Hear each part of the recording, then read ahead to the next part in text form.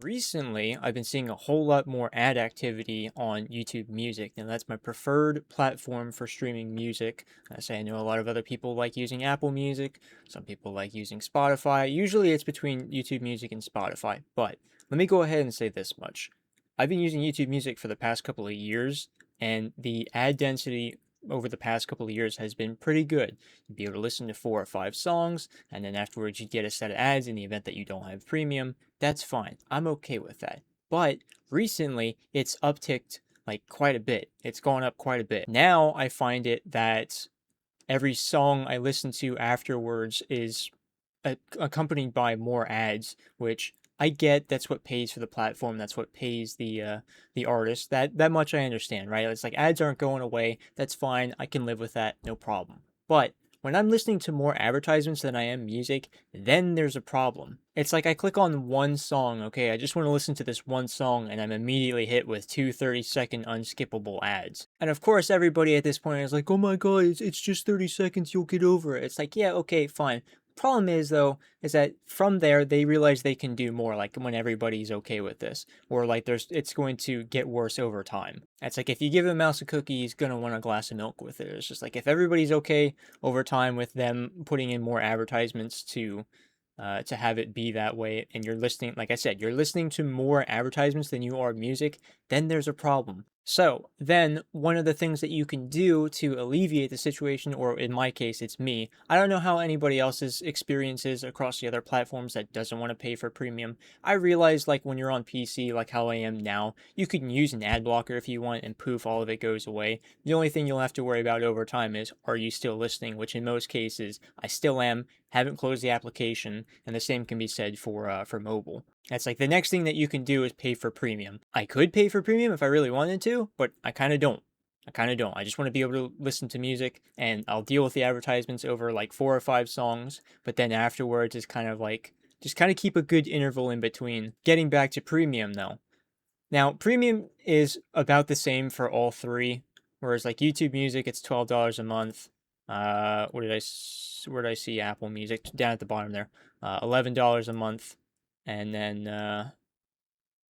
Spotify is $13 a month. So like on average, say each one is $12 a month. That's fine. But if you don't want to have that added expense, and I realize that's not, for most people that's not going to break the bank. But like if it's not an added expense that you want within your budget, like it's just not something that's going to be there. The other problem when it comes to premium is that this isn't one thing that you pay for and then like you're done with advertisements. Like this is a reoccurring bill that is going to keep going and going and going. And like I said, when it comes to the idea of paying for premium, is that premiums go up over time, and over time you're going to be paying more than what you would to just be able to get an MP3 player or get a digital audio player, hopefully one that's somewhat affordable. The other thing that you can do in the event that you really want to is you can buy from Apple, you can download the music from there, or if you're on Google, if you're on like Chrome OS or whatever, I don't know what the circumstances that you need to be in order to, I guess, download off of the Play Store or whatever, the music store. I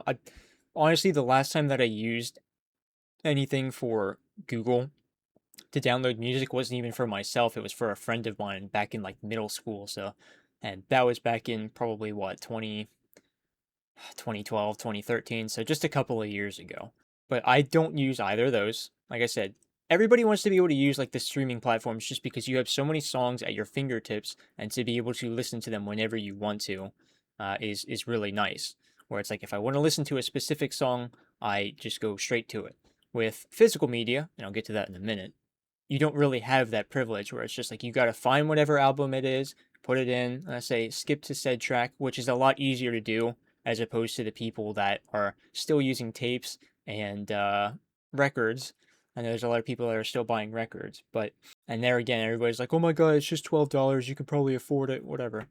Like I said, it's just not something that I want to have in as an added expense. The problem with paying for premiums now is that premiums don't stay the same. Whereas right now they could be $12 a month, $11 and 13, and then you don't have to worry about it. And then on top of that, somebody told me that for most of these things, you can go ahead and download them and listen to them offline, which is really nice. But like I said, premiums don't stay the same, and after a while, they're going to continue to go up. And eventually I see one of two things happening. One, everything is going to be locked behind a paywall just because they can. There's nobody like really stopping them.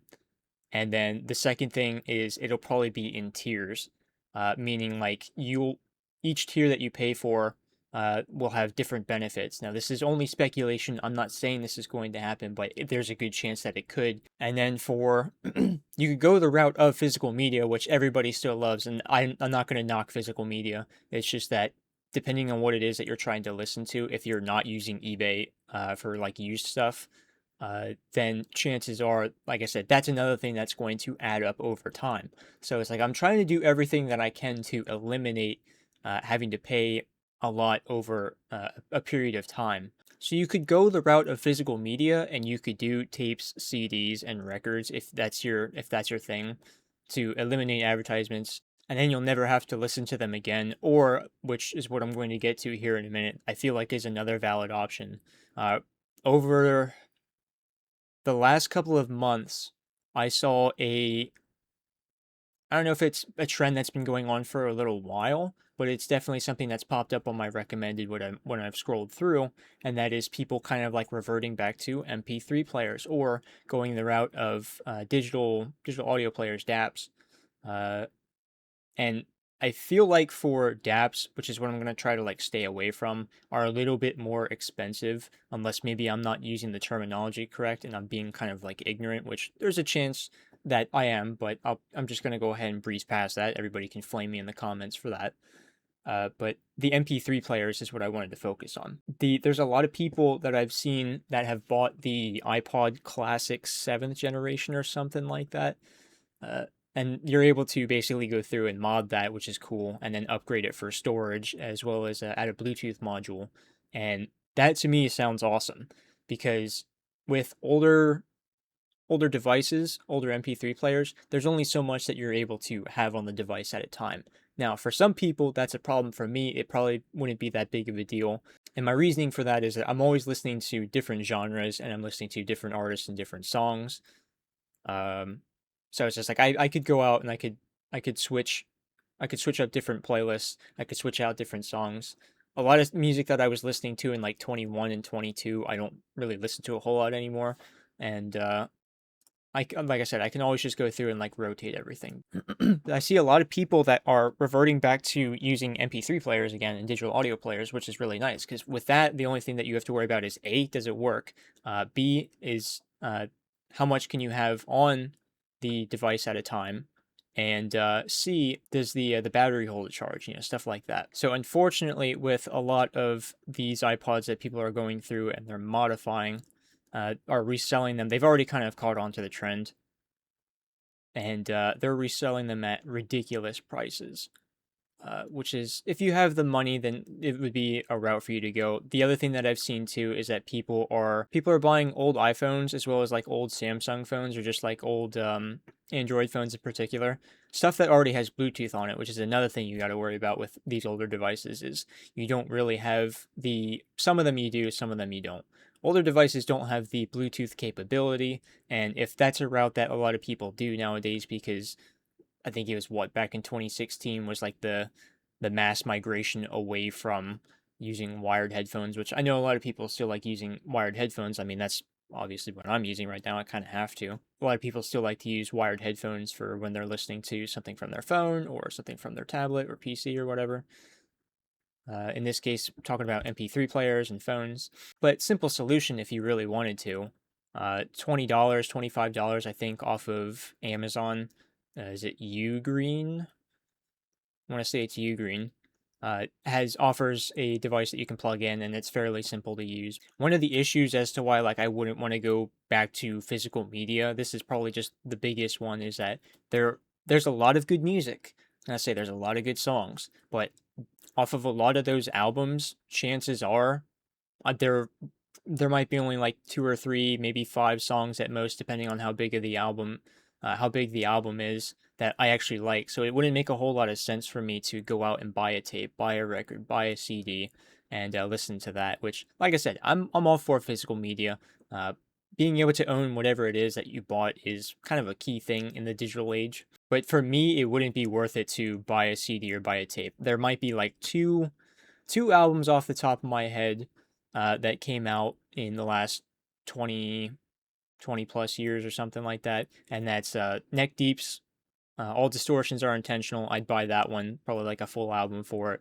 And then also City of Evil from Avenged Sevenfold. But yeah, with MP3 players, it's like all the music is at your, so long as you can get past like the old technology and not being able to get like the full effect of the devices and how quick everything is with the streaming services, then I feel like it's a good option. For my sake, back in November, I was like, oh, this is a great idea. And I went on eBay and I got these broken. I bought three of these. I say iPod Nano fourth generations. It was like two red ones and a pink one. Got them each for like $11. So keep track of the math right now. And I'll try to do the math in my head as well. $33. I paid 11 for each one. The one was kind of like messed up. Foobar was not going to be able to do anything with it. I was kind of hoping to kind of harvest it for parts, but the screen was messed up. The internals were damaged. The frame of it was bent, and the battery was swollen. So that was a bad. It was a bad shipment. But that was kind of like the risk that you were taking because it was $11 and they didn't necessarily show an image for it, but the other ones they did. So I was like, I was going to go ahead and buy them. But this would be a means of being able to eliminate it. And then, like I said, with the fourth generations, they don't have Bluetooth on them, so I'd have to buy an adapter. But so that would put me at like what, $11, and then probably $25. So we're up to about what, $38 with the iPod Nano fourth generations. And same for the fifth generations as well, because of how compact it is. It's a difficult repair. So like I for myself am probably not going to be able to repair it. So then comes like another added expense, right? There's a handful of places on eBay that you can go ahead and like buy a service for. Usually it's like $35-40 depending on what it is that you want to get repaired. In my case, it would be an iPod Nano fourth generation. And usually it's like $40-45. I've seen a little bit more expensive, but it only stands to reason considering of like how compact and tedious the process is. Now, in my case, I have plenty of headphones. It's like that's not something that I have to worry about. And even if you were to get like a pair of headphones, because it does offer a 3.5 millimeter jack that you can use to listen to it. A pair of headphones is fairly cheap. You know, you'd be able to go to the store and get something for like maybe like $8 or $9. So that's the device itself. In my case, $11. The adapter puts us at about 36, 37. I'm just kind of like winging this. It's an estimate, very rough estimate. And then the repair, which probably puts you at about $80 or so. And then really that's about it. Unless you need more repaired on the device, in my case, you'd be able to start listening to it. You'd be able to start using it. Now, in anybody else's case, I can't say the same as for how much it would be, but there again, upon the idea of eliminating advertisements and just being able to listen to music as is, the prices are probably going to vary depending on the device, and especially with the parts being readily available, as opposed to how tedious the process is to get it repaired.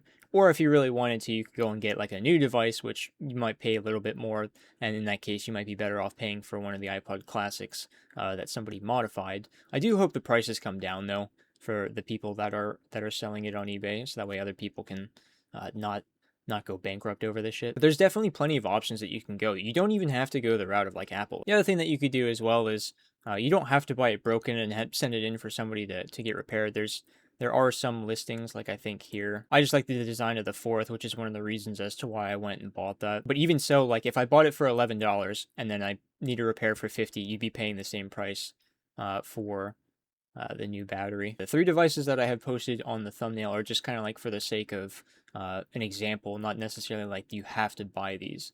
And I don't want this to be like a consumerism thing or like a hyper consumerism thing where like you have to buy it, but it's more so like budget things that you can do to make life a little bit more simple, a little easier. It's nice to be able to put to use old devices so that way they don't end up in the landfill, and that you can give them purpose, you can give them life again, which is really nice. Now, a lot of people at this point are probably like, well, you have a phone, don't you? It's like, why not just download the music onto your phone? And my reasoning for that is because The only thing that I want to do at the time of me listening to music is just listen to music. That's the only thing that I want. I don't want to have to worry about any text messages. I don't want to have to worry about being connected to a service. I don't want to have to worry about being connected to the internet. At that point in time, the only thing I'm worried about is just listening to music. To be able to isolate in that point in time and just be able to listen to music is like kind of the whole goal. To be able to cut ties with having to be on online all the time and be on the service all the time. Chances are, as soon as I can find the time and a little bit of the money, I'll probably end up getting these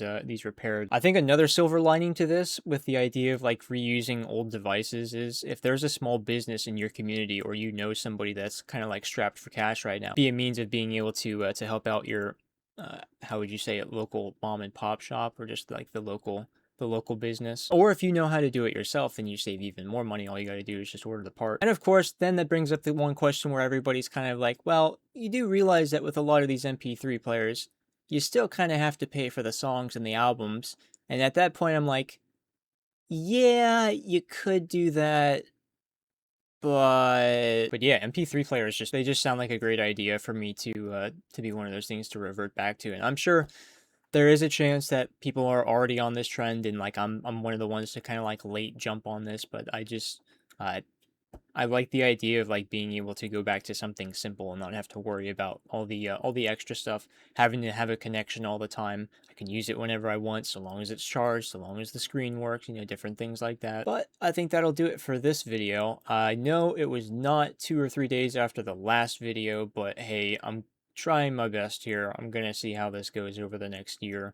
Hopefully for the next video though, I'll be a little quicker than what, 7, 8 days. And if you have made it this far in the video, I appreciate you. Not a whole lot of people made it through the last video that I posted. I think, what, 156 views, grateful for, 2 new subscribers at this point in time. Thank you. Outside of that, I'm out.